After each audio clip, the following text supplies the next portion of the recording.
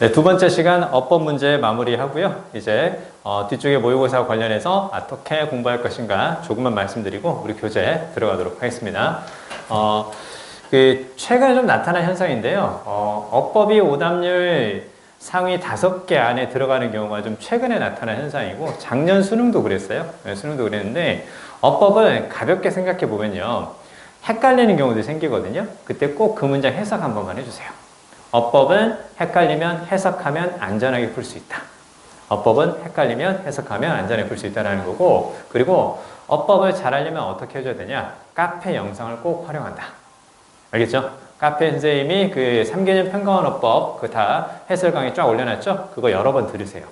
그래서 어법은 잘 나오는 것, 자주 나오는 것, 틀리지 않게 보는 것이 가장 중요합니다. 아시겠죠? 자, 일단 그 1번 같은 경우는 지금 exclusively에서 어디에 밑줄이 있는 거예요? 바로 부사의 밑줄이 있죠. 그쵸? 부사의 밑줄이 있는데, 자, 그러면 일단 우리가 이제 부사를 만났을 때는 부사는 기본적으로 무엇이 가능한 말이다? 부사는 기본적으로 생략이 가능한 말이다. 이렇게 알아두세요.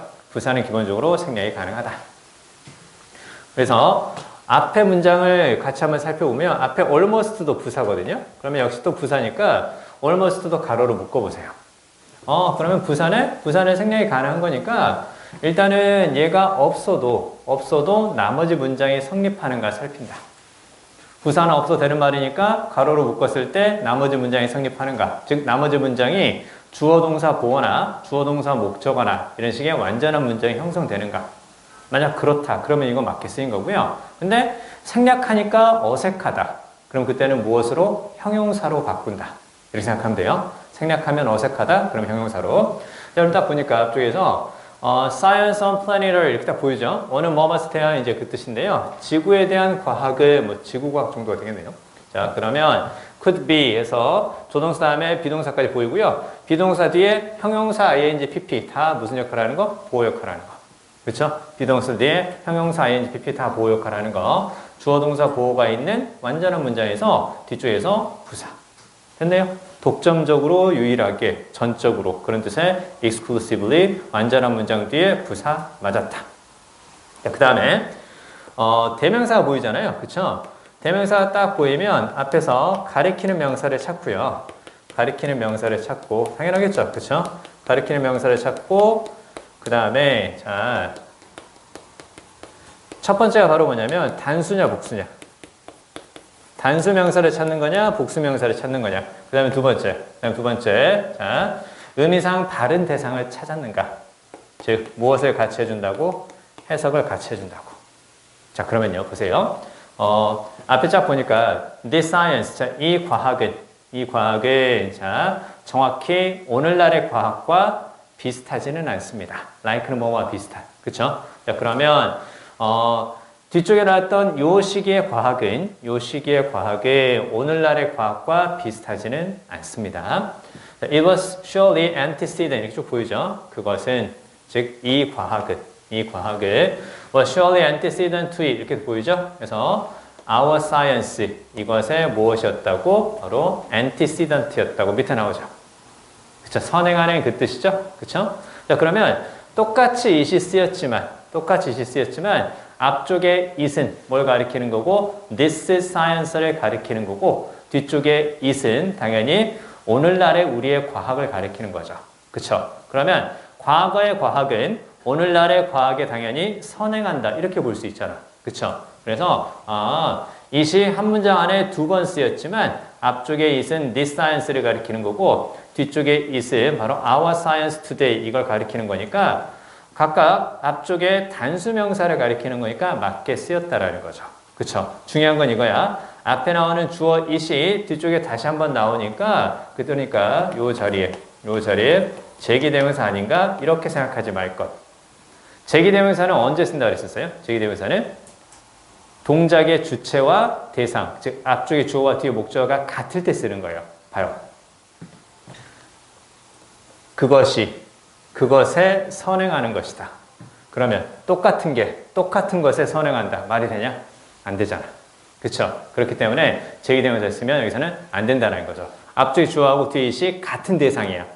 모양만 보고 판단하지 말고 주어 it이 다시 한번 나오네? 그러니까 제기대명사 이렇게 하지 말자라는 거예요. 아, it과 뒤쪽에 it이 같은 대상이면 말이 되는데 아니 과거의 과학이 과거의 과학에 선행한다. 말이 안 되잖아. 그쵸? 그래서 it이 한 문장 안에서 두 번 쓰였지만 그렇다고 해서 뒤쪽에 제2대명사를 쓰는 것이 아니라 앞쪽에 it은 this science, 뒤쪽에 it은 our science니까 이거는 가리키는 대상 각각 단수를 가리키는 거 맞게 쓰였다. 됐죠? 그 다음에 이제 3번 보니까 3번을 많이 골랐거든요. 3번을 많이 골랐는데 이게 애매하니까 3번을 고른 것 같아요. 애매하니까 3번을 고른 것 같고 5번은 너무 복잡하고 그러니까 아닌 것 같고 그 다음에 야 이거 3월이잖아. 야 3월이야. 혹은 6월이야. 평가원으로 봤을 때는 야 3월하고 6월에는 기본적인 문법을 많이 묻는다니까. 그게 뭔 줄 알아? 동사 관련된 거 찍는 거야. ing 밑줄이 있거나 투부정사의 밑줄이 있거나 동사의 밑줄이 있으면 그거 묻는다니까. 그 다음부터 관계대명사하고 그 다음부터 형용사라든가 부사 이걸 묻는 거야. 3월달이니까 무조건 동사 관련된 거 찍어. 그치? 그렇게 오른다고. 3번에 선택한 비율이 꽤 많았었어요. 꽤 많았었는데 자 그렇게 보면 안 된다는 거고 보세요. Great schools in all the cities covering the Arabic, Near East and Northern Africa. 그 다음에 trained이 쫙 보이죠. 자 어디에 밑줄이니? 우리 얘기했지. 동명사, 투부정사, 분사의 밑줄이야. 얘네들 뭐라 그러니? 동명사, 부정사, 분사. 얘네들을 준동사라고 얘기하죠. 그쵸? 준동사의 밑줄이 있으면 무엇과의 구별이다? 동사와의 구별이다. 무슨 얘기? ing 밑줄이 있지. 그러면 그걸 동사로 바꿔야 되는지 먼저 생각한다. 근데 그 문장에 동사가 있다. 그러면 일단은 맞았다. 됐어요? 자, 뒤에 뭐가 보이니? 뒤쪽에서. 딱 보이죠? 그쵸? trained라는 동사 딱 보이죠? 그쵸? 뒤쪽에서 generations of scholars 이게 목적어가 될 것이고 앞쪽에서 great scholes가 당연히 주어가 되겠지. 그치? 헷갈리면 뭐 해보라고? 전체 문장 구성 생각하면서 해석 한번 해보고 준동사의 밑줄이 있으면 동사로 바꿔야 되는지를 먼저 생각한다. 동사가 있다. 그러면 이거 일단 맞았다. 그리고 나서 그 다음에 능동성 생각하는 거야. 그러면 도시죠. 그 다음에 이때 커버는 앞쪽에 명사를 수식하는 거고 둘의 관계가 능동이라는 거 무엇을 통해서 뒤쪽에 목적어 있으니까 볼 수 있다. 뭐뭇을 덮고 있는 어디 어디에 걸쳐 있는 범위가 뭐뭐인 그 뜻입니다. 뭐뭇을 덮고 있는 범위가 뭐뭐인 이쪽을 덮고 있는 범위가 이쪽에 해당하는 모든 도시들에 있는 훌륭한 학교들은 여러 세대의 학자들을 훈련시켰습니다. 됐죠? 자, 일단 능동까지도 맞게 쓰인 거고 자, 그다음에 이제 4번 보니까 동사의 밑줄이에요. 동사의 밑줄이면 당연히 주어를 찾습니다. 그래서 단수 복순이 역할을 딱 보는 건데요. Almost every word 단순히 복순이 단수죠. 그쵸? 단수니까 단수동사 owes 맞았죠? 그쵸? 단수동사 owes 맞았고 그 다음에 5번으로 바로 갑니다. 자, 5번은 지금 대세 딱 밑줄이죠? 그쵸? 여러분 대세 밑줄이면 가장 기본적으로 목과의 구별이니 대시냐? 왓이냐죠. 그쵸? 대신 뒤에가 어떤 문장일 거고 완자는 문장일 거고 왓은 뒤에가 주어나 목적 하나 빠진 불완자는 문장이 될 것이고 야, 근데 이거 재밌게 붙인 거 있어요. 선생님 앞에 before가 전치사니까 전치사 뒤에 that 틀리지 않나요? 근데 before는 접속사도 되는데 그쵸. 그러니까 그렇게 풀면 안 돼. 그래서, 자, 일단 여기서 이제 뭐가 보이냐면, it would be a few hundred years. 그 다음에 give or take 딱 보이죠? give or take는 주거나 받거나 약간 그런 느낌이죠.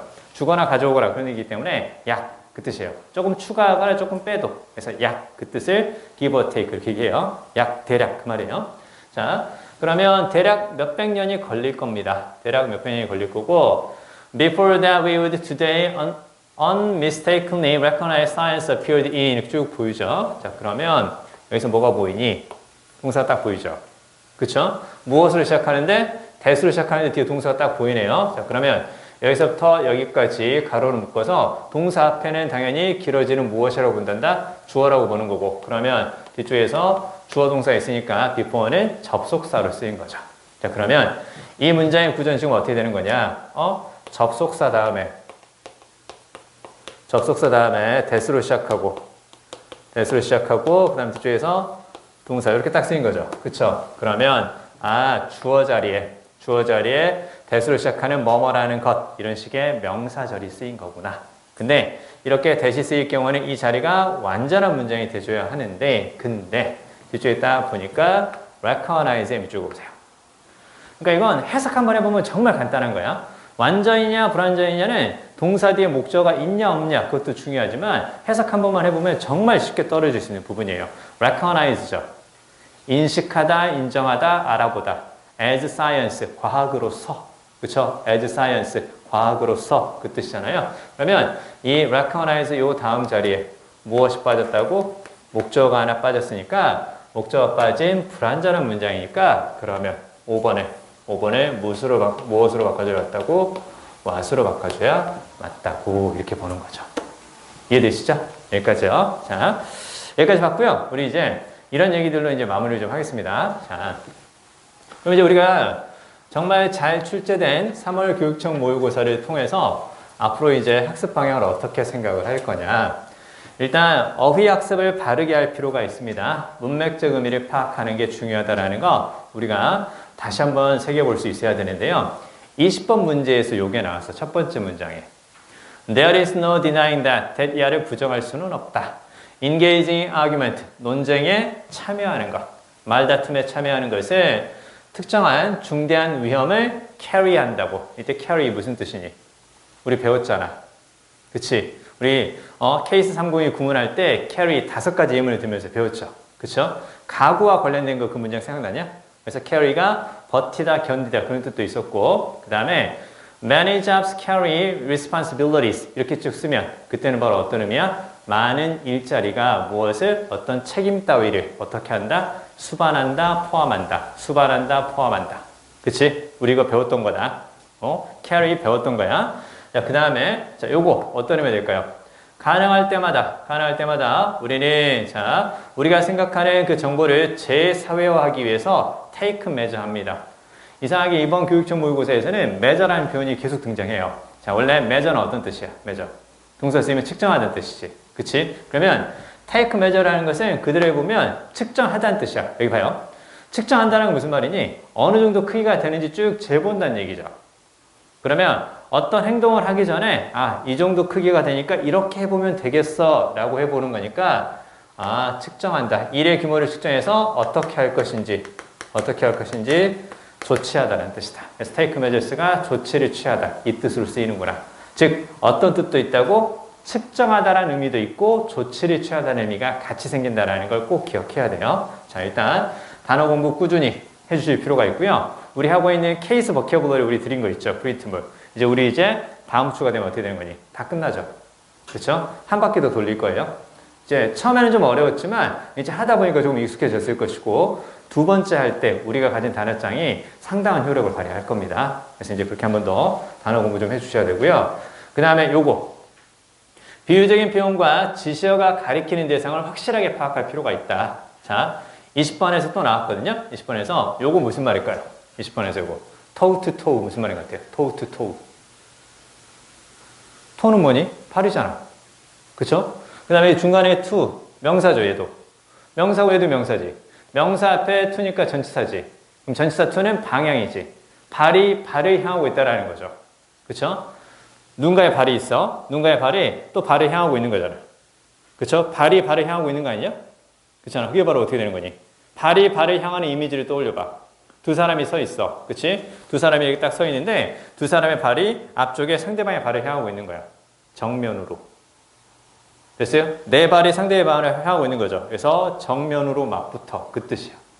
됐어요? 자, 비유적인 표현은 어떻게? 이미지를 떠올려서 활용할 수 있어야 한다. 됐니?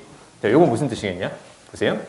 The change in a body budget. 무슨 말인 것 같아? 야, budget 발음이야, budget. 그치, 다 알지? budget 예산이잖아. 그치? 예산은 우리가 보통 언제 쓰는 말이니? 뭔가 쓰려고 할 때 예산이 어느 정도 되느냐, 그렇게 생각하는 거지. 그럼 body budget은 무슨 말 되겠어요? 예산은 우리가 쓰는 돈이야. 쓸 수 있는 돈이지. 우리 몸속에 가지고 있는 예산은 뭘까? 그치. 우리 몸속에 가지고 있는 에너지를 무엇이라고 봤다고? 이 사람을 지금 버짓이라고 얘기했다고. 그쵸? 우리가 쓸 수 있는 거야, 버짓은. 그럼 우리의 몸이 쓸 수 있는 거니까 우리의 몸의 에너지다. 이렇게 이제 보는 거야. 알겠어요? 자, 이런 식의 비유적인 표현들이 계속 나올 거니까 요거 좀 익숙해질 수 있도록 야, 설명 들으면 알 것 같죠? 근데 그 전에는 잘 모르겠죠? 그래도 연습해야 돼. 그러니까 설명 듣고 이해된다라는 건 내가 경험치를 쌓고 연습이 되면 충분히 좋아질 수 있다라는 거예요. 그냥 외우면 안 된다.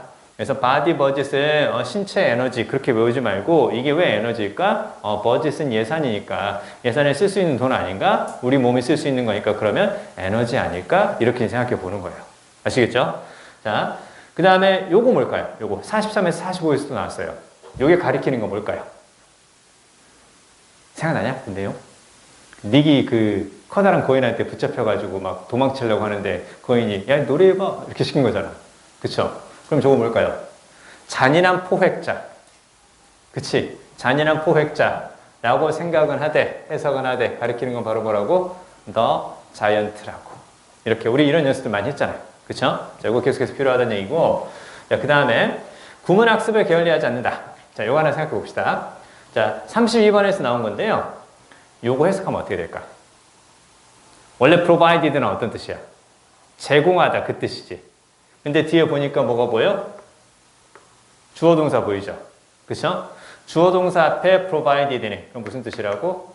만약에 뭐뭐 한다면 이거 배울 거예요. 배울 거니까 걱정하지 않으셔도 돼요. 아 이거 provided가 제공하다는 뜻이 있지만 주어하고 동사 앞에 쓰이면 if구나.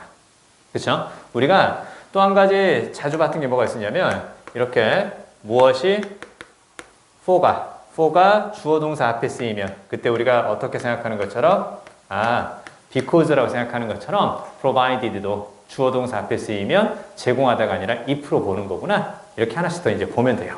이런 기본적인 구문학습이 필요하다는 거고 그 다음에 작년 수능보다 우리를 더 당황하게 한 건 뭐냐면 자 일단 요거 먼저 말씀 더 드릴까요? 자 여기 in-depth 보이죠? 그쵸? 요건 우리 프린트물에 좀 적어주세요. 29번 밑에 혹은 맨 뒤에 여기 보이죠? 그쵸? 우리 프린트물 맨 뒤에 여기에 필기해 주세요. in-depth는 바로 뭐냐면 in-depth는 이렇게 딱 적어주세요. 이렇게도 잘 나왔었어요. in the sense that 주어 동사 이렇게도 잘 나왔었거든요. 그래서 얘를 쭉 이렇게 가로로 묶어주시고 in the sense that 혹은 in that 이렇게 쭉 나오면 그때는 뭐뭐라는 점에서 이렇게만 생각하지 말고 그냥 because 뭐뭐 때문에 자 그러면 뭐뭐 때문에라는 것은 원인과 결과를 말한다는 느낌이지 않을까? 그치? 원인과 결과의 느낌이잖아요. 우리 생각나냐? 선생님하고 이제 맨 처음 공부했을 때 우리가 이제 문장에서 중심 문장이 세 가지가 있다 그랬어.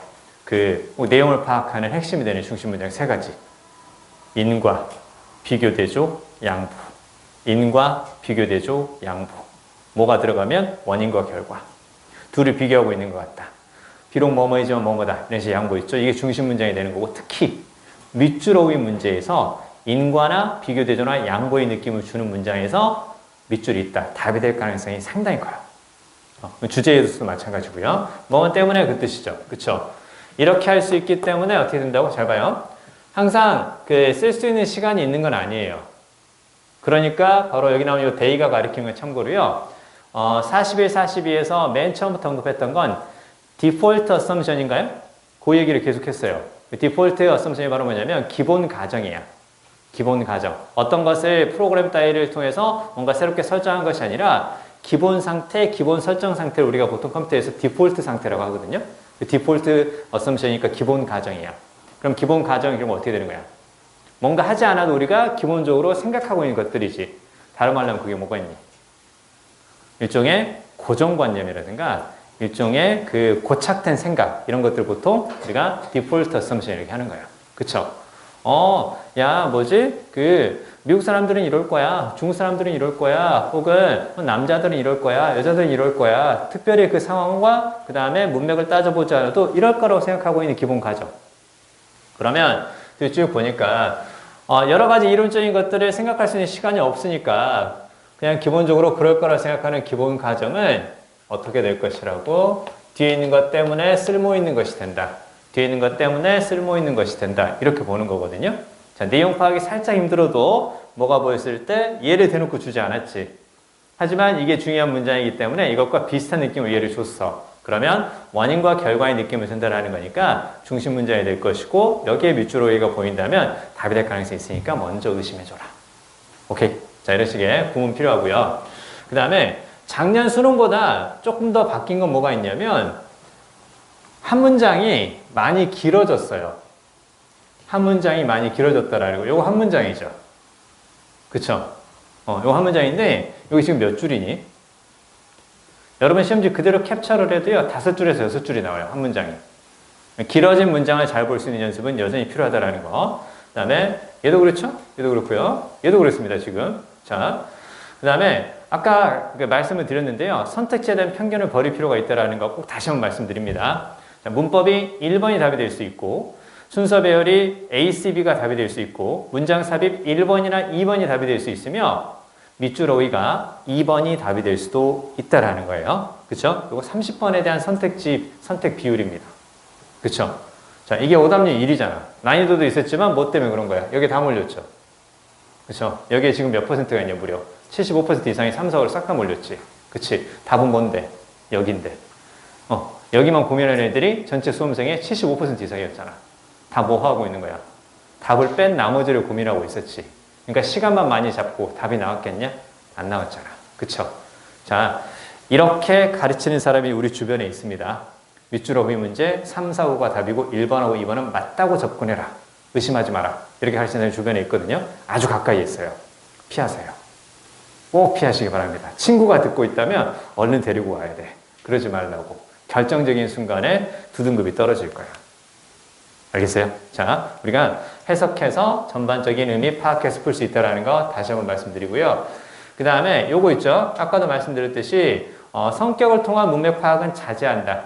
해석을 할 수 있으면 그대로 해석을 한다. 플러스 마이너스만 활용해서는 답을 못 찾는 경우도 생긴다. 이게 긍정이니까 그러니까 긍정의 것 요게 답이 되지 않을까. 이런 식의 것들 좋지 않다. 선생님은 플러스 마이너스에 대해서는 그렇게 크게 말씀을 안 드리죠. 필요할 때만 말씀을 드릴 테니까 너무 많이 사용하는 것은 좋지 않다. 자, 그 다음에 원점수에 관심을 좀 가져주세요. 내가 몇 점으로 몇 등급인지. 그쵸? 몇 점으로 몇 등급인지. 자, 80점이라면 2등급이니까 좋다 이렇게 생각하지 말고 나 이러다가 3등급 될 수도 있겠다 이렇게 생각하면 좀 더 긴장하면서 공부해야 돼요. 자, 그 다음에 뭘 잘못하고 있었는지는 계속해서 객관적으로 보려고 노력해야 되고요. 그 다음에 듣기 있죠, 듣기. 듣기가 잘 안 되잖아. 듣기가 잘 안 되면 다른 거 하려고 하지 말고요. 듣기가 약하면 우리가 왜 듣기가 약하겠니? 어려워서가 아니에요, 사실은. 자주 안 하니까 그래요. 듣기 여러분 몇 번 해요, 한 달에? 대부분 한 달에 한 번일걸요? 그쵸? 모의고사 볼 때. 그쵸? 모의고사 볼 때 그때 하고 안 해요. 내가 듣기에 3개 이상 틀린다. 그러면 뭘 하는 게 좋냐면 EBS 수능특강 영어 듣기 있어요. 그거 구입하세요. 그거 구입하시고 EBS 사이트에서 그 자료 다운받아서 그대로 그 음원 나오거든요. 그래서 거기 있는 거 그대로 그냥 쭉 듣고 그냥 쭉 한번 풀어주세요. 쭉 한번 풀어주시고 받아쓰기 채우고 받아쓰기 있으니까 받아쓰기 채우고 그 다음에 헷갈린 단어 있으면 단어 외우고 그거 한 번만 EBS 영어 듣기만 한 번만 제대로 끝내도요. 평가원 때 안 틀릴 거예요. 그러니까 듣기는 우리가 어려워서가 아니라 안 하기 때문에 틀리는 거고 그리고 듣기는 기출로 하는 거 아니에요. 왜냐면 기출 같은 경우는 그 당시의 상황을 바탕으로 이제 듣기가 나오는데 듣기는 항상 최근의 상황을 많이 반영해요. 그래서 최근에 많이 나오는 게 뭐가 있어요? 유튜브 채널. 그렇죠? 유튜브 채널에 관한 이야기가 듣기에서 그렇게 나온단 말이에요. 그래서 듣기는 가장 최근에 나온 EBS 영어 듣기를 가지고 가는 게 좋으니까 3개 이상 틀리면 일단은 듣기는 꼭 그 책을 따라가면서 시간 내서 한번 해준다. 알겠죠? 자, 그 다음에 읽었던 문제인데 틀렸는지를 확인한다. 요 얘기야. 그냥 남들이 틀린 거 생각하지 말고 내가 읽었는데 틀린 문제는 꼭 답의 근거를 다시 한번 찾아보고 그 다음에 헷갈렸지만 맞춘 거 있죠. 그것도 꼭 한번 확인해 볼 수 있도록 그 다음에 구문과 독해를 같이 할 필요가 있다라는 거고 이제 시작이니까 지금부터 잘 하면 돼요. 알겠죠? 얘도 잘하면 됩니다. 자, 여기까지 해서 3월 모의고사에 관한 그 리뷰를 이제 마치고요. 우리 어디로 갈 거냐? 위클리 리뷰부터 시작하겠습니다. 케이스 302 위클리 리뷰 지금 풀어주세요. 맨 마지막에 4번은 그냥 한글 뜻을 적으셔도 되고요. 아니면 그것과 비슷한 의미를 갖는 거 앞뒤에 있거든요. 앞이나 뒤에 있어요. 한번 찾아보세요. 지난주보다 확실히 조금 더 어려워졌다는 느낌을 받았다면 맞습니다. 이거 독해 연습에서 발췌를 했고요. 독해 연습은 살짝 까다로운 것들이 좀 있어요. 그래서 수능특강 영어와 관련해서 뒤에 독해 연습에 나오는 약간 어려운 부분들도요. 선생님이 꼭 그 발췌해서 같이 다뤄보도록 할 테니까 이거 대충 풀지 말고 앞뒤에서 꼭 최대한 내가 흐름을 파악할 수 있고 비슷한 내용들을 찾으려고 노력하시면 더 좋아요. 자, 여기 1번부터 한번 생각해 볼게요. 자, 1번은 일단 absolute냐 아니면 relative냐 이렇게 딱 나오죠. absolute는 바로 무슨 뜻이에요? 절대적인 거고 relative는 상대적인 거죠. 그럼 절대적인 것은 바뀌어 안 바뀌어? 안 바뀐다라는 거고 상대적인 거는 바뀔 수 있다는 얘기죠. 그쵸? 그래서 안 바뀌는 것, 바뀌는 것. 그쵸? 자, 그러면요. 앞에 뭐가 보이냐면 through the act of sensation 이렇게 딱 보이는데 이 sensation에서 sense가 원래 어떤 뜻이에요? sense가 원래 feel이죠. feel. 그대로 생각하면 돼. sense가 원래 느끼다, feel이니까 그러면 sensation 이렇게 쭉 가면 그냥 이렇게 생각하면 돼요. 됐죠? sense가 feel이니까 sensation 그러면 feeling인갑다. 그러면 act of sensation이니까 그냥 느끼는 행위를 통해서 감각기관을 통해서 느끼는 행위를 통해서 자 의심은 어떻게 될까요? 잘 들어야 돼. cast aside가 보이지? 우리 모의고사에 나왔던 또 나오죠. 그쵸? 그러니까 이번에 문제를 잘 낸 게 뭐냐면 이렇게 EBS를 좀 활용해서 했나 이런 생각이 들 정도로 EBS 교재에서 나왔던 단어들이 두루 많이 들어가 있고 EBS 교재에서 다루는 약간의 이런 비유적이라든가 문맥적인 것들이 모의고사에 두루 이렇게 잘 출제가 된 것 같아요. 우리 이제 이런 것들을 잘 고려하면서 공부하면 된다라는 거죠. 의심을 던진다는 얘기거든. 야, 의심이 던져진다라는 건 의심한다는 얘기야, 의심하지 않는다는 얘기야. 둘 다 가능하지 않겠냐? 어떤 문제에 대한 의심을 던졌어. 혹은 문제에 내가 의심을 던졌어. 그치? 문제가 있고 문제에 내가 의심을 던졌어. 얘 의심이야? 의심이 문제에 딱 던져진 거야. 어떻게 된 거니? 문제를 의심하는 얘기가 될 수도 있겠죠. 근데 문제에 대한 의심을 던져버렸어. 의심하지 않는다는 뜻이 되겠죠. 그쵸? 자, 근데 여기서는 의심한다는 뜻일까요? 의심하지 않는다는 뜻일까요? 뒤에 무엇까지? 그 다음 문장까지 봐야 돼. 그 다음 문장 딱 보니까 but however 있어 없어? 없죠. 같은 흐름이겠죠. 그쵸? 같은 흐름으로 연결이 되는데 뒤에 쫙 보니까 the five senses 여기다 밑줄 그어볼까요? the five senses. 자, 그럼 이 five senses라는 것은 앞쪽에 무엇과 비슷한 의미? sensation과 비슷한 느낌이죠. 그쵸? 5가지 감각들이니까. 자, 근데 그 5가지 감각이 무엇이라고? The basis of all knowledge라는 게 딱 보이죠. 그쵸? 모든 지식의 토대가 된다고. 5가지 감각을 토대로 지식을 만든다고. 그쵸? 그럼 감각기관을 통해서 지식이 만들어지는 거니까. 그러면 감각기관의 느끼는 행위에 대해서는 의심을 한다, 안 한다? 안 한다고 봐야지. 그치? 왜? 얘가 뭐가 되는 거야? 얘가 지식이 되는 거죠. 얘를 의심하면 지식이 될 수 없겠죠.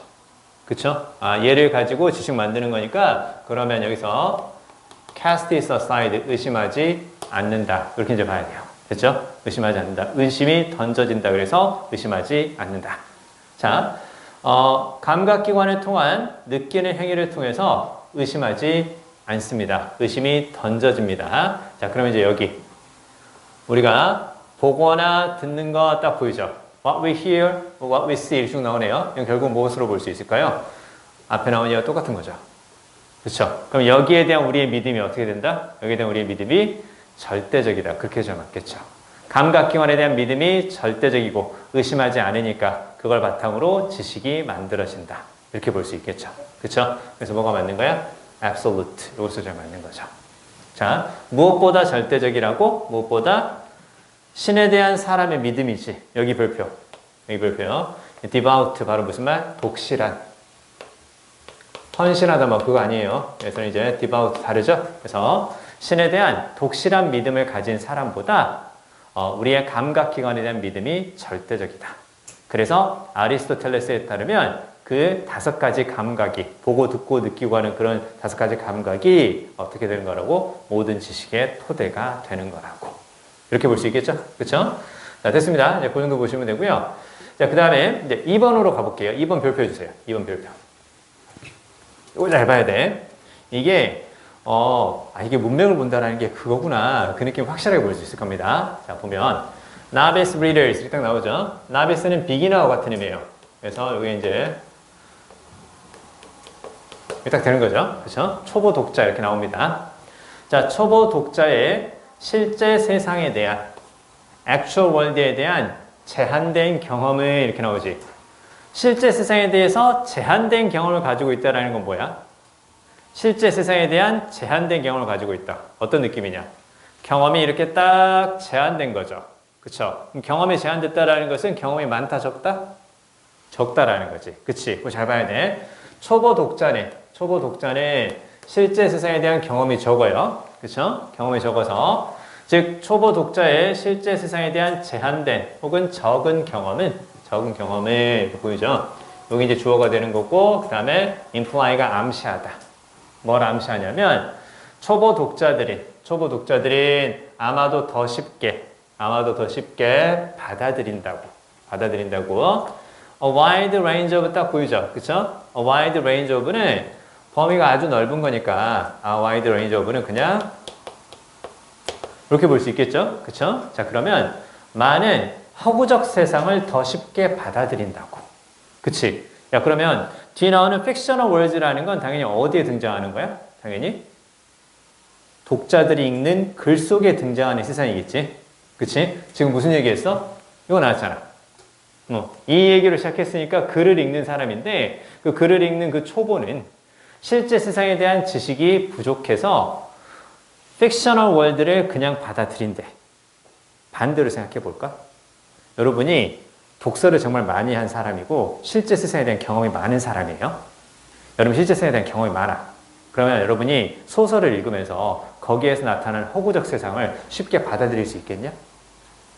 실제 세상에 대한 경험이 많다는 건 무슨 말이에요? 세상을 잘 안다는 얘기죠.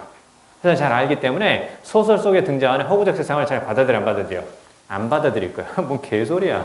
장난해? 이렇게 생각하게 된다는 거죠. 그렇죠? 그러나 초보 독자는 실제 세상에 대한 제한된 경험이야. 경험이 좀 적어. 그러니까 허구적 세상을 막 받아들여. 왜? 뭐가 진짜인지 구별 잘 못한단 말이야. 그치? 왜? 실제 세상에 대해서 경험이 적기 때문에 실제 세상이 무엇인지 잘 몰라. 그러니까 소설 속에 등장하는 허구적 세상도 실제 세상과 같을 것이라 생각하고 막 받아들인다는 얘기야. 알겠어요? 자, 그 다음에요. 자, without ascribing 해석 잘해야 된다. ascribe가 보이고 그 다음에 여기 to 있죠. 우리 적어볼까요? 자, 그러면 이렇게 잘 적어주세요. ascribe A to B 이렇게 보이죠? 그렇죠? ascribe A to B 그 다음에 attribute A to B A를 B의 것으로 혹은 A를 B의 탓으로 여기다 이제 그 뜻이겠죠? 그렇죠? 혹은 A가 B에 있다고 이렇게 되네요. 자, 한번 적어보세요.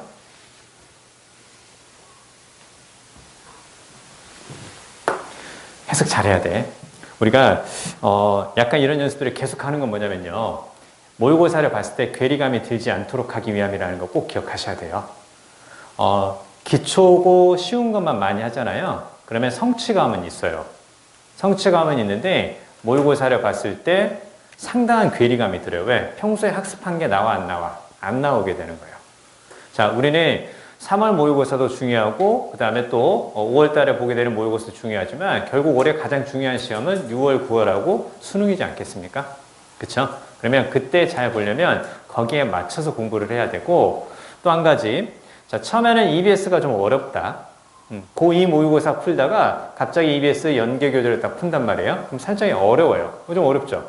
앞에 것도 좀 어려웠었고 그리고 이게 이제 근데 웃긴 게 시간이 지나면 이제 EBS 수준은 좀 할만해져요. 이상하게 6월만 돼도 할만하거든요. 그래서 여름 되면 뭐야 EBS 연계교재 수능 완성 풀어보는데 별거 아닌데? 다 맞는데? 이런 생각 들거든요. 근데 중요한 건 뭐냐면 그때까지 우리가 이제 기출도 막 할 거야. 그럼 기출도 처음에는 익숙하지 않다가 이제 좀 어려운 기출을 이제 나중에 할 거거든요. 오답률 상위 5개 문항만 모아서 할 거야 나중에는. 평가한 기출 중에서. 그러면 그거 좀 틀릴 수 있잖아요. 그쵸? 근데 그 또 기출도 하다 보면 또 할만하다는 얘기를 해요. 심지어는 하이퍼킬러 있죠. 하이퍼킬러는 선생님 하이퍼킬러 너무 쉽게 출제하신 거 아니에요? 최근에 왜 이렇게 쉬워졌어요? 우리는 그런 적 없거든요. 그런 적 없는데 근데 지나면 이제 그 난이도에 익숙해져서 해볼 만한 거예요. 그러니까 처음에 기초를 너무 좋아하지 말고 실제 나오는 난이도에 맞춰서 공부를 하되 한 가지 중요한 점은 뭐냐면 늘 수능은 EBS보다 혹은 기출보다 조금 어렵게 나왔어요. 늘 수능은 그랬어요. 그러니까 기출에 익숙해지고 EBS에 익숙해지면서 거기에서 우리가 약간 어렵게 나올 수 있다는 점을 고려해야 되는데 그러면 어떻게 공부해야 되는 거냐? 평소에 기본에 충실해야 돼요. 평소에 기본에 충실하고 내용 어느 정도 자학하면서 읽어간다는 느낌을 가져주잖아요. 그러면 어렵게 나와도 다 맞추는 거예요. 아시겠죠? 자, 보세요. 우리가 안단 말이야. 알아요. A를 B의 탓으로, A를 B의 것으로 여기다. 혹은 A가 B에 있다고 여기다. 안단 말이에요. 자, 이거 해석하면 어떻게 되니? 더 큰 정도의, 그쵸? 더 큰 정도의 진실이, 그것들 중 어느 것에 있다고 여기다. 됐지? 그럼 이때 대미 가리키는 건 당연히 앞에 나오는 fictional words가 되는 거 아닌가요? 더 큰 정도의 진실이 그것들 중 어느 것에 있다고 여기다. 무슨 말이냐 이게?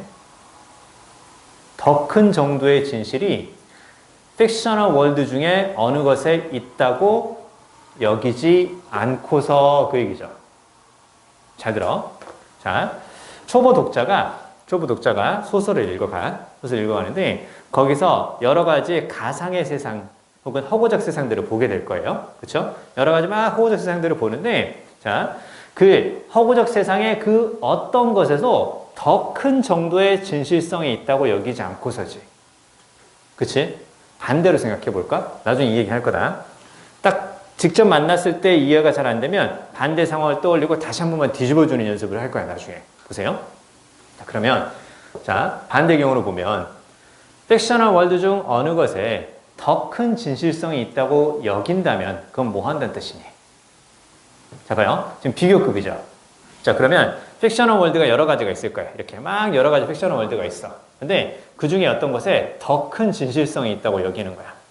그치? 그럼 무슨 얘기니? 뭔가 하나에 더 큰 진실성이 있다고 여기는 것은 다른 것은 어떻게 본다고?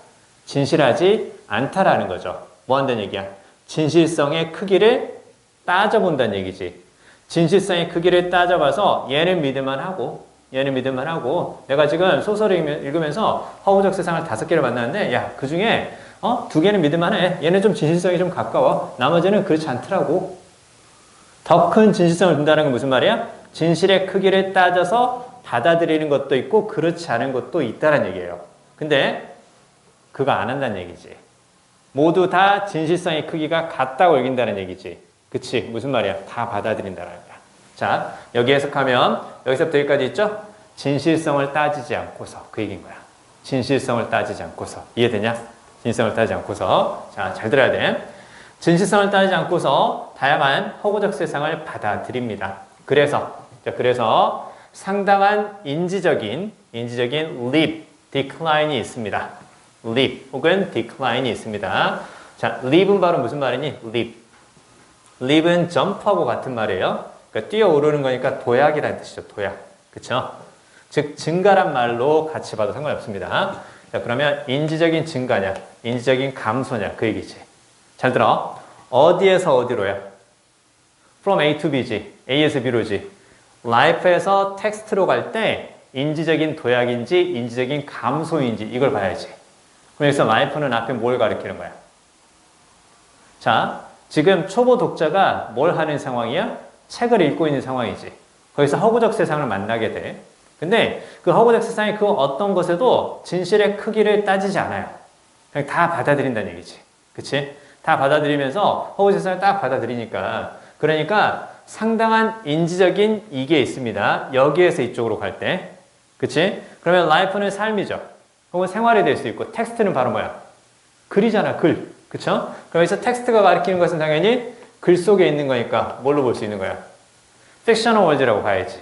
그치? 그럼 이때 life는 이들이 살고 있는 실제 세상이 될 거니까 무엇으로 볼 수 있다고? 앞에 나오는 actual world라고 봐야지. 그치?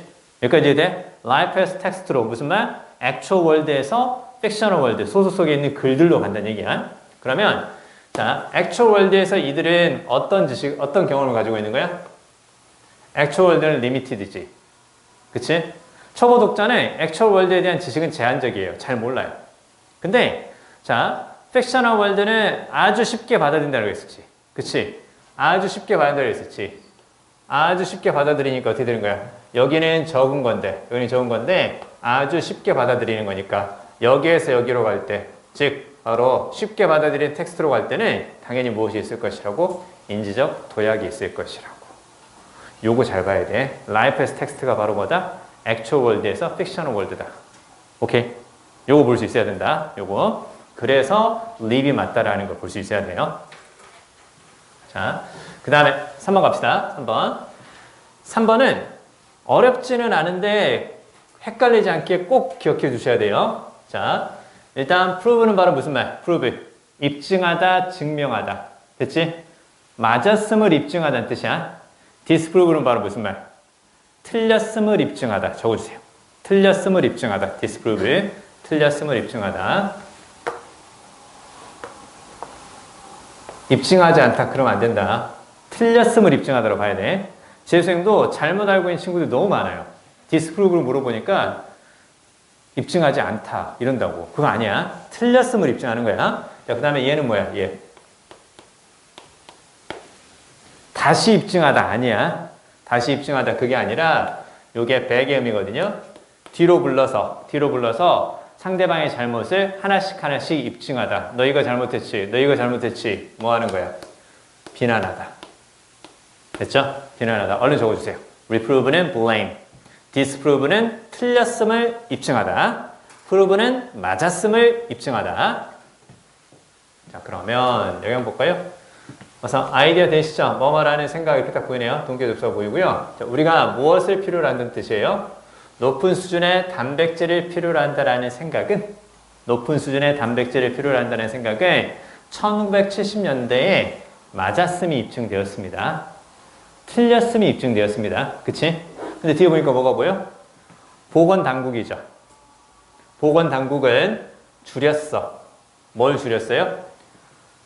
추천된 단백질 섭취량, 권장 단백질 섭취량을 줄였어요. 이제 이해되니? 권장 단백질 섭취량을 줄였지. 그럼 줄였다는 건 무슨 말이야? 높은 수준의 단백질이 필요하다는 생각이 틀렸다는 거지. 그치? 그래서 하이한 게 틀렸으니까 reduce 줄였구나. 하이한 게 틀렸으니까 줄였구나. 그래서 뭐가 맞는 거야? disprove it. 됐어요? 요거 잘 기억해 주세요. 요거 잘 기억해 주시고. 자, 그 정도 보시면 돼요. 그 정도 보시면 되고. 자, 그 밑에 자, 4번으로 갑니다. 4번은 첫 번째 줄에서 rigid의 별표, rigid. 엄격한 혹은 딱딱한 그 뜻이죠. 엄격한, 딱딱한. 엄격한 학교의 스케줄과 old fashioned, 시대에 뒤진 정책이 should not 해서는 안 됩니다. 이때 dictate는 명령하다, 지시하다는 의미에서 규정하다 이렇게 적어주세요. 자, 엄격한 스케줄과 시대에 뒤진 정책이 자, 학생들이 가지는 학습 경험의 유형을 규정해서는 안 됩니다. 엄격하게 옛날 방식으로 학생들에게 학습을 강요해서는 안 됩니다. 됐죠? 자, 그 다음에 자, stay in the course. 경로에 남아있는 거. without adapting to bumps in the road. 이렇게 딱 보이죠? 자, 그러면 이렇게 하지 않고서 경로에 남아있는 것, 경로를 유지하는 것은 본질적으로 실패를 발생시킬 겁니다. 자, 그대로 한번 해석해 볼까요? 도로에 있는 범프는 장애물이야. 우리가 보통 그 과속 방지턱 있죠? 가다 보면 있는 거. 그치? 이렇게 쭉 가다 보면 이렇게 딱 나와 있는 과속 방지턱 있죠? 이걸 스피드 범프라고 얘기합니다. 스피드 범프. 그래서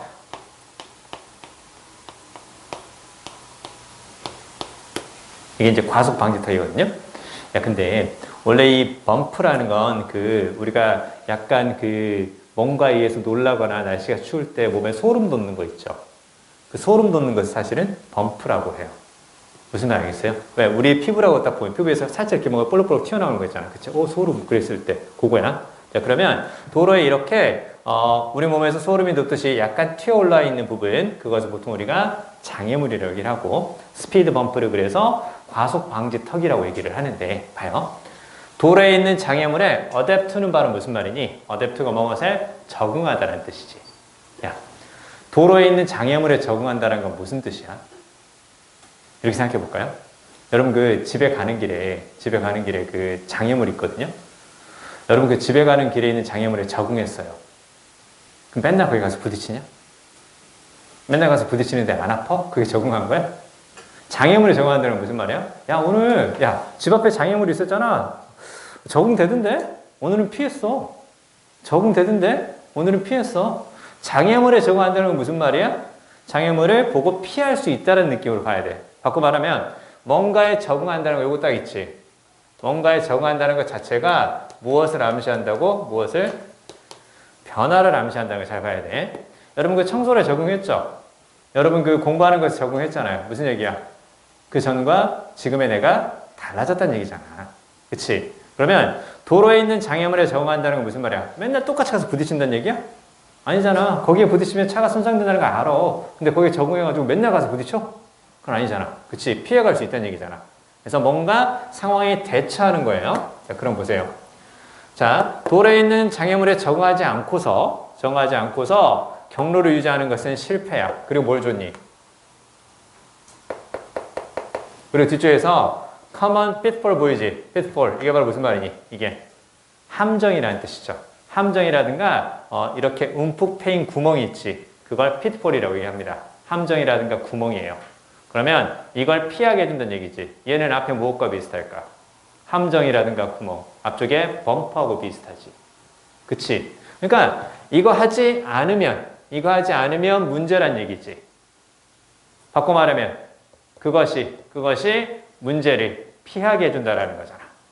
그쵸? 그래서 도로에 있는 장애물에 적응하는 거 무슨 말? 유연함을 갖는 거. flexibility입니다. 됐죠? 유연성을 갖는 거. 그래서 잘 봐. 이렇게 하면 문제라 그랬었지. 엄격하고 딱딱한 거지. 이 rigid의 반대말이 뭐냐면 rigid의 반대말이 엄격한, 딱딱한, 바뀌지 않는 그 뜻이잖아요. 그게 바로 이제 이렇게 되는 거예요. 알겠어요? flexible. 그래서 결국은 rigid한 게 문제니까 flexible하게 가자. 이렇게 하지 않으면 문제야. 이거 할 필요가 있어. 그래서 유연함을 갖는 것, flexibility를 갖는 것. 이렇게 이제 생각해 주시면 돼요. 알겠어요? 자, 이 느낌을 가지고 우리가 좀 해봅시다. 우리 이제 교재로 와서요. 교재로 와서 44페이지, 케이스 302구문 44페이지 4번하고 5번. 4번하고 5번. 자, 두 개 읽어보도록 하겠습니다. 4번, 5번 지금 읽어주세요. 우리 조금만 더 하고 이제 마무리 하시죠. 읽어주세요. 4번 별표하고 시작하겠습니다. 4번 별표. 답은 찾으셨나요? 답은 당연히 뭐가 맞을까요? is가 맞죠? 그쵸? 동사가 없죠? 동사가 없으니까 동사가 필요한 거죠. 자, 시험에는 어떻게 나올 수 있을까요? 시험에는 이렇게 하고 밑줄 줄 수 있겠죠. 그쵸? 빙 주고 밑줄 줄 수 있으니까 처음에는 두 개를 가지고 연습하고 익숙해지면 이제 하나를 보고 찾아낼 수 있을 겁니다. 자, 요거 쓰면 안 되죠? 그쵸? 지금 동사가 없기 때문에 동사 예를 써줘야 맞는데, 그럼 이제 또 어떻게 볼 수 있냐면, 자, 일단 그 관계대명사 이하가 딱 보이잖아요. 관계대명사 이하가 보이면 일단 가로를 묶으세요. 어차피 관계대명사는 앞에 명사 수식이야. 그러니까 관계대명사 이하는 없다고 생각하고 문장의 구조를 보는 거예요. 자, 그러면 앞쪽에서 관계대명사 또 보이죠? 그쵸? 관계대명사 또 보이니까 얘를 또 가로로 묶어주세요. 그러면 뭘로 시작하는데? more important than success. 이걸로 시작하는데 뒤쪽에 뭐가 없는 상황이다? 앞에 형용사는 있고 그 다음에 뒤쪽에서 the happiness라는 명사는 있는데 동사가 없는 상황이죠. 그쵸? 하나의 문제는 꼭 뭐가 있어야 된다고? 하나의 동사가 있어야 되는 거니까. 그러니까 is가 맞다. 이제 이렇게 생각하면 되는 거죠. 그쵸? 자, 그리고 우리가 이제 여기 생각해야 될 건 바로 뭐냐면 성공보다 더 중요한 이런 식으로 해서 지금 형용사로 시작하죠. 형용사로 시작을 하고 그 다음에 중간에 지금 비동사가 딱 보이고 그 다음에 뒤쪽에서 명사가 딱 보입니다. 아, 비동사가 쓰인 문장이구나. 비동사가 쓰인 문장이면 주어하고 주격보호가 쓰인 문장일 텐데 거기에서 순서가 바뀌었나 보다. 됐죠? 순서가 바뀌었나 보다. 즉 원래 문장은 주어를 시작하고 뒤쪽에서 비동사가 보이면 뒤쪽에서 주어에 대한 보충 설명하는 주격보호 이렇게 쓰는 게 원래 문장의 순서인데 즉 명사 그 다음에 뒤쪽에서 형용사 이렇게 이제 쓰는 건데 어차피 주격보호는 주어에 대한 설명이니까 둘의 순서를 바꿀 수도 있다. 둘의 순서를 그렇게 해서 얘를 이제 주격보호 그 다음에 비동사 그 다음에 뒤쪽에서 주어 이렇게 쓰는 거구나. 그리고 이제 이 자리에는 당연히 주격보호니까 여기 있는 것처럼 형용사 들어갈 수도 있고요. 또 그 다음에 뭐가 들어갈 수도 있냐면 과거 분사가 들어갈 수도 있죠. 물론 ing가 쓰여도 상관은 없어요. 근데 형용사 자리에 pp나 혹은 현재 분사 가능한데 현재 분사를 맨 앞으로 썼을 때 그게 주격 보호가 도치가 된 건지 아니면 동명사인지 어떻게 구별하냐고. 그래서 ing로 도치는 잘 안 나와요. ing로 도치는 잘 안 나오는 거고 형용사나 pp를 주고 그 다음에 뒤쪽에서 약간 길어지는 경우들이 대부분이에요. 뒤쪽에서 전치사 플러스 명사 이런 식으로 약간 길게 쓰는 경우 있죠. 약간 길게 쓰는 경우 이 경우가 많이 나온다. 자, 그리고 주격 보호는 어차피 주어에 대한 설명이기 때문에 해석을 주어처럼 해도 상관이 없다. 그래서 이 부분은 뭐뭐 하는 것은 이렇게 해석해도 상관없다. 됐죠? 이렇게 해석해도 상관없다는 거 잘 기억해 주세요. 자, 그 다음에 이제 여기서 또 한 가지 정말 중요한 건 요거예요. 요거. 형용사를 쓴다라는 점. 자, 중간에 동사가 비동사가 쓰였다. 그럼 당연히 비동사 앞이나 뒤에는 주어나 주격 보호가 있을 것이다. 순서는 바뀔 수 있지만 바뀌지 않는 것 두 가지가 있다. 첫 번째 의미, 두 번째 구성 성분. 원래 비동사가 쓰였으면 형용사가 필요하다. 이 자리에 무엇만 쓰면 틀리다고? 부사만 쓰면 틀리다. 그쵸? 부사만 쓰면 틀리다. 물론 부사의 수식을 받는 형용사가 나왔을 때 그건 가능해요. 부사만 쓰면 틀리다는 거 잘 보고 그 다음에 이렇게 딱 여기에 밑줄이 있으면 뭘 묻겠니? 여기 딱 밑줄이 있으면 pp에 밑줄이 있으면 뒤에 주어 관계를 따라서 능동이냐 수동이냐 그것도 묻는다라는 거 볼 수 있겠죠. 그렇죠? 형용사가 온다라는 점 부사만 쓰면 틀리다. 형용사와 부사가 같이 나오는 건 괜찮아. 그리고 혹시라도 pp에 밑줄이 있으면 뒤에 주어를 찾아가서 능동이냐 수동이냐를 따져줘라. 됐습니까? 자, 그러면 이쪽에서 지금 이렇게 딱 주격 보호가 딱 쓰인 거죠. 그렇죠? 그 다음에 그 밑에 이렇게 happiness라는 주어가 쓰인 거고. 자, 그러면 성공보다 더 중요한 것은 됐죠? 성공보다 더 중요한 것은 그 다음에 이때 위치는 앞에 나오는 명사를 가리키는 거니까 관계대명사 앞에 선행사를 가리키는 거죠. success가 되겠죠. 그렇죠? 성공은 이렇게 해석하면 돼. 성공보다 더 중요한 것은 성공은 일반적으로 뭘 의미하는데 승진이나 급여에서의 인상을 의미하는데 승진이나 급여에서의 인상을 의미하는 성공보다 더 중요한 것은 행복이다. 행복이다. 그 다음에 이때 위치는 또 역시 앞에 나오는 happiness를 가리키는 걸 봐야죠. which can only be found 에서 단지 발견될 수 있다. 인다면인지 뭐뭐 할 때, 일을 할 때 발견될 수 있다. 명사 뒤에 대시 목적격 관계대명사를 쓰인 거고요. 사람이 즐기는 일을 할 때 발견될 수 있는 행복이다. 자, 요거 그대로 쭉 알아두세요. 그 자체를 위해서. 이렇게요. 그 자체를 위해서. 원래 중간에 보면 이 sake 있죠, sake. sake가 위함이라든가 혹은 목적이라는 뜻이거든요. 그래서 for 다음에 소유격 on sake 하면 그 자체를 위해서. 그렇게요. 일 그 자체를 위해서 즐기는 일을 할 때 발견되는 행복. 무엇을 위해서가 아니라 단지 일이 가져다주는 보상을 위해서가 아니라. 됐죠? 일 그 자체를 위해서 즐기는 일을 할 때 일이 가져다주는 보상이 아니라 일 그 자체를 위해서 즐기는 일을 할 때 발견되는 행복이 더 중요하다. 이렇게 나오는 거죠. 됐죠? 자, 이렇게 이제 도치됐다라는 걸 살펴보고요. 요거 한 번만 다시 한번 읽어볼까요? 우리 이거 지난주에 했거든요. 지난주에 했던 건데 한번 쭉 다시 한번 읽어보시죠.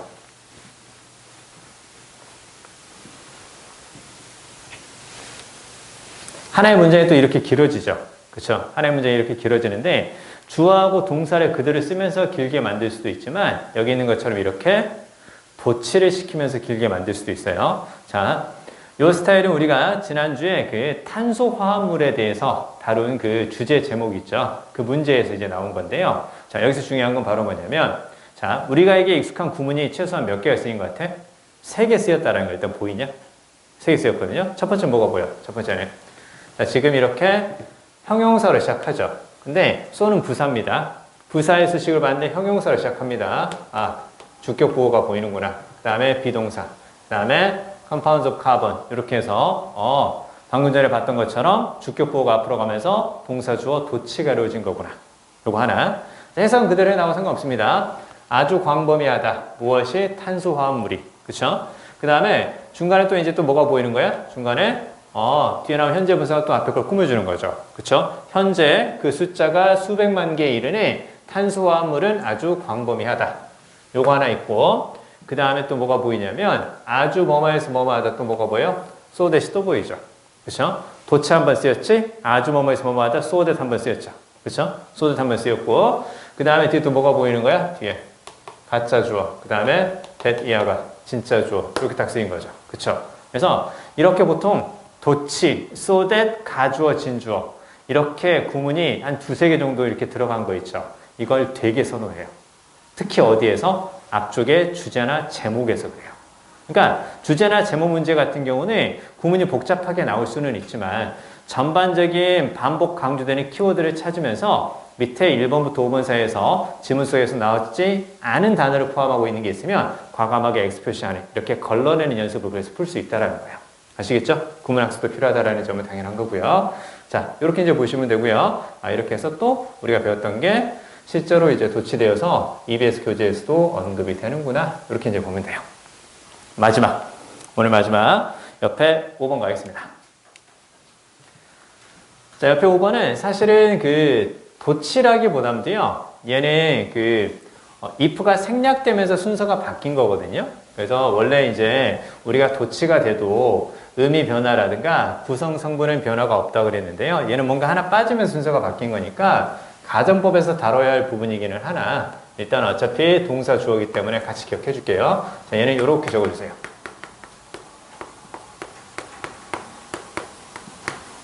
이렇게 적어주세요. 이렇게요. Had I taken, if I had taken. 즉, 이렇게 적겠습니다. if 다음에 주어, had, pp. 그 다음에 비주에서 주어 다음에 조동사의 과거형. 조동사의 과거형, 그리고 have. 이렇게 쓸 때요. 이렇게 쓸 때, 이걸, 이 해석을 잘 기억해 주세요. 과거에 뭐뭐 했다면. 과거에 뭐뭐 했다면, 과거에 뭐뭐 했을 것이다. 이렇게 적어주세요. 과거에 뭐뭐 했다면, 과거에 뭐뭐 했을 것이다. if 주어 had pp, 주어 다음에 조동사의 과거형, would, should, could, might, have pp. 됐죠? 이렇게요. 자, 이건 우리가 보통 가정법 과거 완료다. 그렇게 얘기를 하는데, 그렇게 기억하는 것보다는요, 해석 잘 해주면 돼요. 다 언제 의미야? 과거 의미라는 걸 잘 봐야 돼요. 그리고 앞쪽에 이 if 이하와 뒤쪽에 그 주어 다음에 조동사의 과거형 있죠? 순서 바꿀 수 있어요. 이걸 먼저 쓰고 얘가 뒤에 나올 수 있고요. 이 부분은 안 쓰는 경우도 있어요. 그냥 요렇게만 나오는 경우 있습니다. 조동사의 과거형 have pp 이렇게 딱 나오면 과거 의미구나. 과거에 뭐뭐 했을 것이다. 그 뜻이구나. 이제 그렇게 이해해 주시면 돼요. 그쵸? 자, 그리고 이 부분 같은 경우는 뭐가 생략이 되고 그냥 그대로 외워야 돼요. 어쩔 수 없어. if가 생략되고 head가 앞으로 갈 수 있다. 이렇게요. if가 생략되고 head가 앞으로 갈 수 있다라는 거. head 주어 pp 이렇게 된다는 걸 잘 기억해야 돼요. 자, 근데 이게 우리가 지금 이렇게 나오니까 그럼 이거 별거 아니네요. 이렇게 생각할 수 있거든요. 근데 이제 잘 봐야 돼. 주어 자리에 대명사가 쓰이면 되게 쉽거든요. 대명사가 이제 주격이 쓰였으면 그때는 구별할 수 있잖아. 근데 이 자리에 그냥 명사가 주어 자리에 쓰이면 어떻게 볼 수 있는 거야? had 목적어 pp로 볼 수 있다고. had 목적어 pp로 봐가지고 뭐뭐가 뭐뭐 되도록 만들다. 그렇게 착각할 수 있거든요. 그러면 그렇게 착각하지 않고 주어가 뭐뭐 했다면 이렇게 해석하는 건 뭐 때문에 가능한 거야? 얘가 있기 때문에 가능한 거야. 그쵸? 그러니까 뒤쪽이나 앞쪽에 얘가 보이고 나서 had 명사 pp가 보인다. 그럼 그때는 어떻게 해석한다고? 사역동사로 해석하지 말고 그때는 주어가 뭐뭐 했다면 그렇게 해석해 준다라는 거예요. 아시겠습니까? 자, 그리고 이 부분이 어디? 뒤쪽으로 갈 수 있다는 점까지 같이 기억해 주시면 돼요. 자, 다시 갑니다. In my own travels, for example, 예를 들어서 나의 여행에서 내가 무엇을 했다면 패키지 관광을 떠났다면 나는 결코 갖지 못했을 것이다. 조동사의 과거형 have pp 딱 보이네요. 눈을 뜨게 하는 그 뜻이지. 긍정의 느낌일까 부정의 느낌일까? 당연히 긍정의 느낌이겠죠. 눈을 감게 하는 게 부정일 것이고, 그렇죠? 눈을 뜨게 하는 경험을 그리고 즉 눈을 뜨게 하는 놀라운 경험을 갖지 못했을 것이다. 뒤에서 또 관계대명사 꾸며주는 거죠. add가 보이고 그 다음에 to에 주어보세요. add A to B. add A to B, A를 B에 더하다. 아주 많은 것을 더했던 놀라운 경험을 나는 갖지 못했을 것이다. 인간의 다양성에 대한 나의 appreciation에 이렇게 딱 보이죠? 이때 appreciation은 당연히 뭐가 맞겠어? 당연히 패키지 관광을 떠나지 않고 자유여행을 떠나서 나는 놀라운 경험을 하게 된 거죠. 그러면 인간의 다양성에 대한 나의 고마움이 증가했다? 그게 아니라 appreciation은 고마움이라는 뜻도 있지만 여기서는 당연히 어떤 뜻? appreciation은 당연히 understanding으로 보는 것이 더 적절하다. 됐죠? 가치를 아는 것, 가치를 이해하고 가치를 인정하는 것, 그게 또 appreciation이다. 그러니까 고맙다는 뜻이 생기는 거예요. 됐죠? 자, 이렇게 보시면 되고, 자, 마지막 이 예문까지 적고 마무리하겠습니다. 얼른 적어주세요. 한 문장만 더 적어주세요. 여기서 주의해야 될 점은 우리가 가정법과 관련해서는 사실 이 두 가지만 잘 기억하면 되거든요. 가정법은 문법으로 물어보진 않으니까 걱정하지 않아도 돼요. 아까 나오는 게 가정법 과거 완료라고 그랬잖아요. 가정법 미래거든요. 미래인데 그 용어 자체가 중요한 게 아니라 이렇게 맨 처음에 뭘로 시작해요, 지금? should로 시작하죠. 원래 조동사가 문장 맨 앞으로 나가면 의문문이 될 가능성이 크거든요. 근데 뒤쪽에 물음표가 있어요, 없어요? 없죠. should. 이게 앞으로 나왔는데 물음표가 없네? 그러면 평서문이네? 그쵸?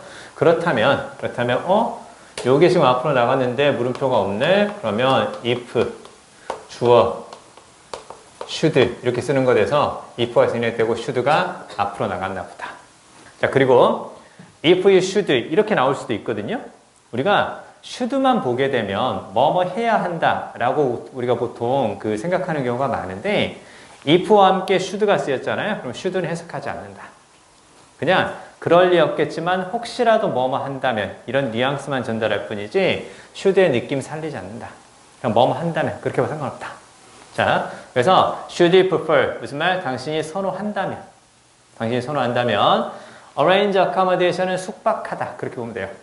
당신이 숙박하는 것을 선호한다면 당신이 방문하고 있는 학교 가까이에 있는 호텔에 숙박하는 것을 선호한다면 우리가 기꺼이 도와드리겠습니다. 자, 무엇을 도와드리겠다고? Making the arrangement, 준비하다. 적어주세요. Make the arrangement가 준비하다. 그래서 뭔가 이렇게 그 스케줄 따위를 조절하고 약속 따위를 잡고 뭐 이런 것도 있잖아요. 그쵸? 그래서 조율하다.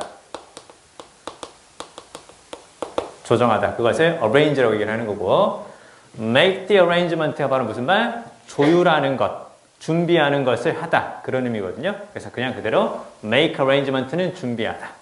됐죠? make arrangement는 준비하다. arrange accommodation은 숙박하다. 그냥 그대로만 알고 계셔도 되고요. 요거 잘 기억해야 돼. 조율하다, 조정하다. 됐죠? 스케줄 따위를 조율하거나 맞추는 거 있죠. 그게 바로 요거예요. 그래서 요게 듣기에서 올해 EBS 교재에서 나오거든요.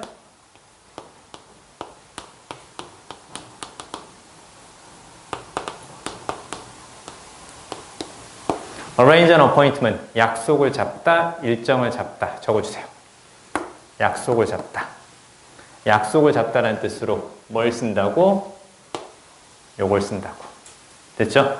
요걸 쓴다라는 거. 약속을 잡다는 뜻으로 arrange를 썼단다. 이렇게 같이 기억해 주시면 돼요. 아시겠죠? 자, 우리 이제 다음 시간에 뒤쪽에 구문하고 그 다음에 우리 그 독해책 같이 들어가도록 하겠습니다. 이번 시간에는 우리 그 역대급으로 가장 잘 출제된 역대급의 난이도도 있긴 했지만 교육시험 모의고사에 대한 리뷰를 좀 드렸고요. 이걸 바탕으로 우리가 이제 올해 또 어떻게 공부해야 되는지 학습 방향을 잘 잡고 또 공부하면 되니까 여러분은 고민하지 마시고요. 무엇을 어떻게 얼마나 해야 될 것인가 그런 고민을 선생님이 할 거니까 여러분들은 그냥 잘 따라와 주시고 단어 잘 외워가지고 오시고 모의고사 약간 어렵습니다. 그 카페에 듣기 파일까지 올려놨으니까 다시 한 번만 그 3월의 느낌을 그 안 좋은 느낌이라면 지워버리고 좋은 느낌이라면 그 느낌을 살려서 다시 한번 풀 수 있게끔 모의고사 과제 꼭 시간 내서 풀어가지고 오시고요. 자, 그리고 우리는 그 내신 대비를 한다고 해서 이 수업을 휴강하지는 않습니다. 그래서 우리는 그냥 그대로 쭉 나갑니다. 4월 달에 그대로 쭉 정상적으로 다 수업을 하고요. 우리는 수능 볼 때까지 휴강 없습니다. 휴강 없으니까 우리 수능 수업 그대로 쭉 나가고요. 내신 대비가 필요하신 분들은 선생님하고 따로 내신 대비 일정을 잡으실 거고요. 그리고 일단 내신 대비 강의 자체는 선생님이 지금 카페에 수능 특강 영어 강의 지금 다 올려놓고 있거든요. 15강까지 선생님이 올려놨어요. 그래서 내신 대비 수업 자체는 그 강의를 통해서 보시는 게 가장 좋아요. 왜냐면 그 다른 친구하고 이제 작년하고 계속 쭉 해봤는데 내신 대비를 하기 위해서 같이 수업을 딱 잡잖아요. 수업에 대한 참여도가 현저하게 떨어져요. 어차피 외운다라는 식이에요. 그러니까 여러분이 학교에서 수업을 들으면서 약간 이해가 안 되는 부분, 어려운 부분들이 분명히 좀 있거든요. 선생님이 이미 내신 대비 수업을 하면서 지금 촬영해 놓은 게 있기 때문에 그걸 활용하시고, 그 다음에 선생님하고 내신 대비하면서 일정을 잡고는 뭘 할 거냐면, 일단 개인적으로 선생님한테 필요하다고 그러니까 말씀을 주셔야 돼요. 그래 따로 일정을 잡을 거예요. 뭘 할 거냐면 나눠드리는 자료에 대한 그 질의응답, 그 다음에 약간 이해가 안 되는 부분에 대한 추가 설명, 이런 것들을 주로 할 거예요. 그리고 예상 문제까지 다 드릴 테니까 내신 대비 필요하신 분들은 꼭 선생님한테 다음 주부터 계속해서 말씀을 좀 해주시기 바랍니다. 아시겠죠? 그리고 3월 모의고사가 내신 대비에 들어가실 거예요. 그 부분은 역시 또 3월 모의고사 해설 강의도 지금 촬영하고 있으니까 촬영이 또 마무리되는 대로 올릴 거고요. 참고로 EBS 영어 강의하고 그 다음에 그 3월 모의고사 강의는 2번 찍을 거예요. 그래서 지금 일단은 15강까지 올렸잖아요. 선생님이 그 16강까지 올릴 계획이거든요. 그럼 일단 초반에는 그냥 그 해석 위주, 그 다음에 지문에 대한 내용 이해 위주 그렇게 갈 거고요. 4월 달에 또 촬영해서 올릴 때는 문법 위주로 갈 거예요. 그러니까 약간 다른 버전으로 또 올릴 거니까 그렇게 내신 대비 강의는 그 부분을 활용해 주시면 좋습니다. 3월 모의고사도 마찬가지로 약간 다른 버전으로 또 올릴 거예요. 아시겠죠? 그렇게 해주시면 되고, 수능 수업은 이대로 그대로 쭉 갑니다. 이 시간에 늘 수능 수업이고요. 내신 대비는 EBS 강의와 그 다음에 자료를 통한 질의응답과 추가 설명, 이게 병행된다고 생각하시면 돼요. 아시겠죠? 내신 대비 필요하신 분들은 꼭 다음 주에 선생님한테 다시 한번 말씀을 해주시고요. 우리는 다음 주 이 시간에 단어 잘 외워가지고 오시고 모의고사 과제 잘 해서 오시기 바랍니다.